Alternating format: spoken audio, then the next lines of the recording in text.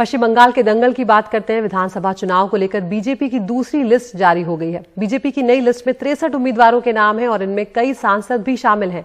केंद्रीय मंत्री बाबुल सुप्रियो टॉलीगंज से विधानसभा का चुनाव लड़ने जा रहे हैं। इसके अलावा बीजेपी की सांसद लॉकेट चैटर्जी चुनचुरा से विधानसभा चुनाव लड़ेंगी।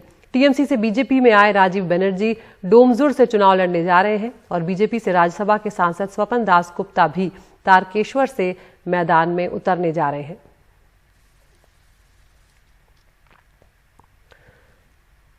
तो बंगाल के दंगल में बीजेपी अब अपने 4 सांसदों को लेकर आ रही है और इसी बात पर हम जानते हैं कि तृणमूल कांग्रेस जो है वो तंज भी कस रही है। तो आपको बता देते हैं कौन कौन कहां से चुनाव लड़ने जा रहा है।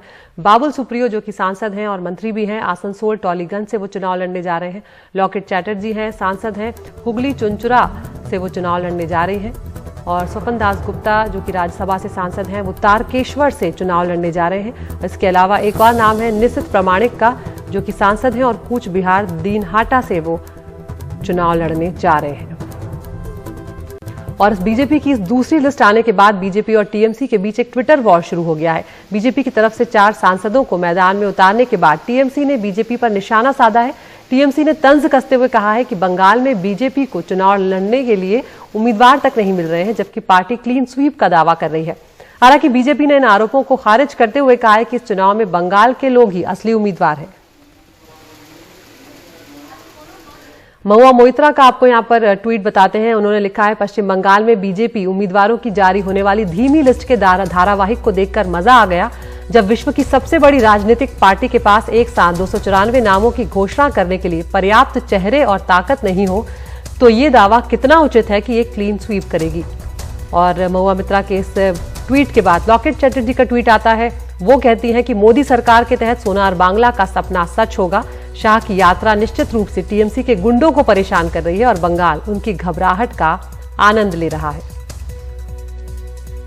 तो अब पश्चिम बंगाल की लड़ाई काफी दिलचस्प होती जा रही है। किस तरह से जो बीजेपी की दूसरी लिस्ट आई है उसके बाद जो खींचतान है एक तरह से वो बढ़ती हुई नजर आ रही है। इस बारे में ज्यादा जानकारी दे रही है हमारी सहयोगी मोनिदीपा बनर्जी।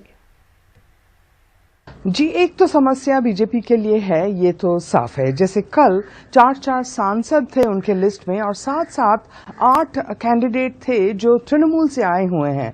तो ये अगर कैंडिडेट ये जो तृणमूल से अगर कोई ये लोग ना आते तो क्या होता, इसका एक समस्या जरूर दिख रहा है। वैसे बीजेपी का कहना है कि हम विनेबिलिटी देख के कैंडिडेट फील्ड कर रहे हैं, जैसे लॉकेट चैटर्जी या बाबुल सुप्रियो या तारकेश्वर से स्वपन दास गुप्ता और उत्तर बंगाल से एक युवा एमपी निशित प्रामाणिक, वो वहां पे एमपी हैं कूच बिहार में, उनको भी अब डाल दिया है दीनहाटा सीट में। बीजेपी का सूत्रों का कहना है कि ये विनेबिलिटी फैक्टर देख के दिया जा रहा है इनको।